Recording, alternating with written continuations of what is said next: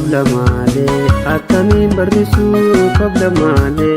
akkamiin barrisu jaalala kee akkamiin callisu si jabeesse maraa si jabeesse alaayaa koo kumee kasifate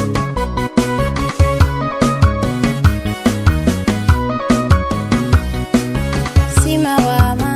hin dhageessu malee sakkuu kootu miira na sakkaale abdii eekoo goota sanyii nyaadhi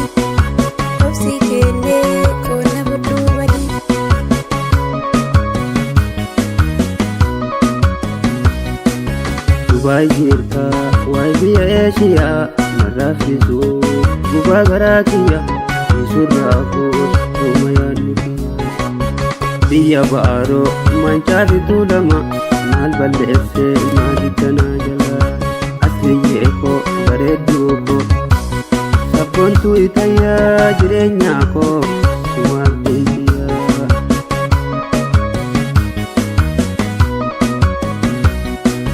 Fardi keerroo shanachaan gonfaa sakkuu kooti meeqamiina nufa ni mi'aawaa asoofi kee ni bareedaa amalli kee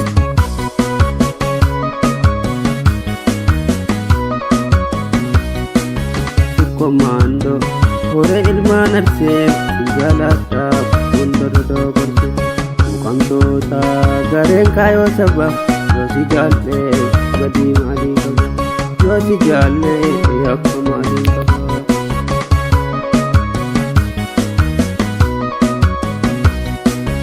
si bareeche waani koo ganamaa yaa bareessa namaa si bareeche waani koo ganamaa yaa bareessa namaa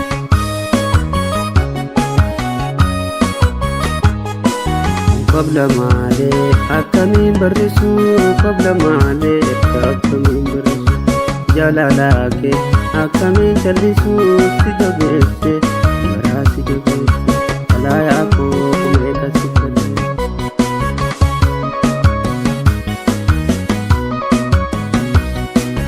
sima waama hin dhageessu malee sakkuu kootu miira na sakkaale abdii eekoo goota sanyii nyaadhi obsi keellee koona budduu badii Dubai jirta waay biyya eeshiyaa marraffisu gubaa garaa kiyya isurraafuu hooma yaadni kiyya biyya ba'aaroo mancaa fiduu lama maal balleessee maalittanaa jalaa asliyyee koo bareedduu koo sabboontuu itayyaa jireenyaa koo sumaaf deeytiyaa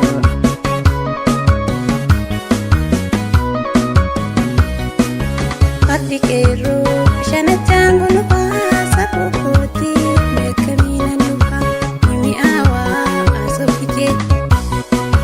ni bareedaa amalli kee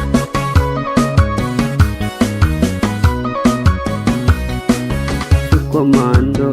hore ilmaan arsee jaalataaf fuuldura doogarse mukamtoota gareen kaayoo saba